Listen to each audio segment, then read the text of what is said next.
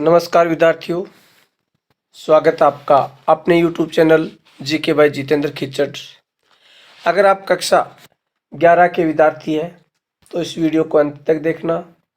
आज हम इस वीडियो में कक्षा 11 राजनीतिक विज्ञान विषय की अर्धवार्षिक परीक्षा 2022-23 का एक मॉडल पेपर है वो हल करेंगे, जो आपकी अर्धवार्षिक परीक्षा 2022-23 के लिए काफ़ी महत्वपूर्ण है। तो सभी विद्यार्थी इस वीडियो को अंत तक देखें। अगर आप चैनल पर नए हैं तो चैनल को सब्सक्राइब करें एवं आइकॉन का बटन दबाएं ताकि हमारे अगले वीडियो का नोटिफिकेशन आपको मिल सके। हमारा पहला भागखंड ए में है, जो वस्तुनिष्ठ प्रश्न है। उसमें आपको 4 ऑप्शन दिए गए हैं, उनमें से एक ऑप्शन है वो आपको चुनकर लिखना है। प्रश्न संख्या 1, नीचे दिए गए बहुवैकल्पिक प्रश्नों में से सही विकल्प को चुनकर लिखिए। ये आपके 8 प्रश्न है, प्रत्येक प्रश्न 1 नंबर का है।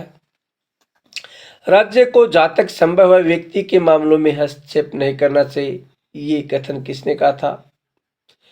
प्रश्न संख्या 2, न्याय का सिद्धांत पुस्तक के लेखक कौन है। प्रश्न संख्या 3, निम्न में से कौन सा कथन अनुचित है। भारत में संसद प्रत्यक्ष रूप से जनता द्वारा निर्वाचित है। विधायिका जनप्रतिनिधियों का जनता के प्रति उत्तरदायित्व सुनिश्चित करती है। भारत में लोकसभा और विधानसभा प्रत्यक्ष रूप से जनता द्वारा निर्वाचित होती है। भारत में लोकसभा के पास कार्यपालिका को हटाने की शक्ति है। प्रश्न संख्या 4, जनहित याचिका की शुरुआत भारत में कब से हुई थी। 5, पूरे देश को एक निर्वाचित क्षेत्र मानकर प्रत्येक पार्टी को राष्ट्रीय चुनाव में प्राप्त वोटों के अनुपात में सीटें दे दी जाती है। समानुपातिक प्रतिनिधित्व का ये प्रकार किस देश में अपनाया गया है। प्रश्न संख्या 6, लोकतांत्रिक संविधान में कानून के निर्माण का निर्णय किया जाता है, यानी लोकतांत्रिक संविधान में कानून निर्माण का कार्य किसके द्वारा किया जाता है। कार्यपालिका, न्यायपालिका, साम्यवादी पार्टी, जनप्रतिनिधित्व द्वारा।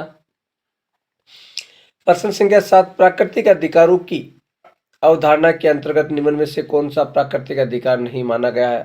जैसे काम का अधिकार, स्वतंत्रता का अधिकार, जीवन का अधिकार, संपत्ति का अधिकार।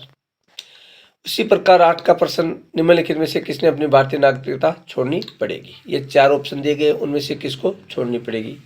उसके बाद में प्रश्न संख्या 2, नीचे वर्णित रिक्त स्थानों की पूर्ति कोष्टक में दिए गए शब्दों से आपको करनी है। समाज में अवसरों की असमानता होने से सामाजिक असमानता उत्पन्न होगी। आगे दे रखा आपको प्राकृतिक और सामाजिक, तो सामाजिक उत्पन्न होगी। 2 नंबर, भारत में प्रधानमंत्री सरकार का क्या होता है, वास्तविक प्रमुख होता है। 3 नंबर, दक्षिण अफ्रीका का संविधान कब लागू हुआ था, 1994 में लागू हुआ था। प्राचीन भारतीय समाज में न्याय के साथ जुड़ा हुआ है, यानी धर्म न्याय के साथ जुड़ा हुआ है।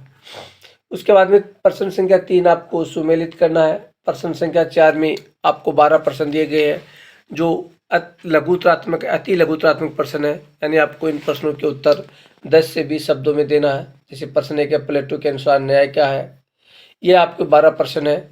जैसे 12 प्रश्न है, आपको जितेंद्र के परिवार में किसी असंवैधानिक तथा विसंगत घटना के कारण उसके परिवार के सदस्य पर चोरी का आरोप लगता है। ये आरोप वैध या अवैध है, इनकी सुनवाई के लिए सबसे पहले परिवार को कौन सी अदालत में जाना होगा। इसी प्रकार खंड ब में आपको लघुत्रात्मक प्रश्न, जिसके आपको उत्तर 70 से 80 शब्दों में देने हैं, प्रत्येक 2 नंबर का होगा।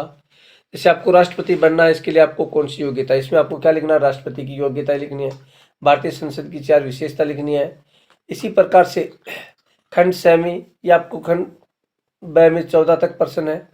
खंड स में प्रत्येक प्रश्न का आपको उत्तर देना है 150 से 200 शब्दों में। इसमें आपको 17 नंबर, हानि सिद्धांत और लोक अदालत, भारतीय निर्वाचन आयोग की मुख्य कार्य, उसके बाद में अधिकार किसे कहते हैं, अधिकार की विशेषता, भारतीय नागरिकता की समाप्ति कितने प्रकार से हो सकती है, या भारत में राष्ट्रपति की शक्तियां और स्थिति की विवेचना कीजिए। प्रश्न संख्या 21, संसद के गठन की प्रक्रिया का वर्णन कीजिए। इसमें अथवा दिया गया, जयंत ठेके पर नरेगा से काम करता है, उसकी उम्र 12 वर्ष है। आपकी राय में इसके जयंत में कौन से मौलिक अधिकार का उल्लंघन हो रहा है, इसका वर्णन कीजिए। ये था आज का हमारा राजनीतिक विज्ञान विषय का पेपर। आपकी जो अर्धवार्षिक परीक्षा का पेपर इसी प्रकार से हूबहू आएगा। तो तो सभी विद्यार्थी इस चैनल को ज़्यादा से ज़्यादा लाइक शेयर एवं सब्सक्राइब करें और अन्य प्रकार के जो आपको पेपर है सभी विषयों के वो हमारे चैनल पर उपलब्ध करा दिए जाएंगे। इसी के साथ हमारा वीडियो यहीं समाप्त होता है। जय हिंद, जय भारत, जय जय राजस्थान।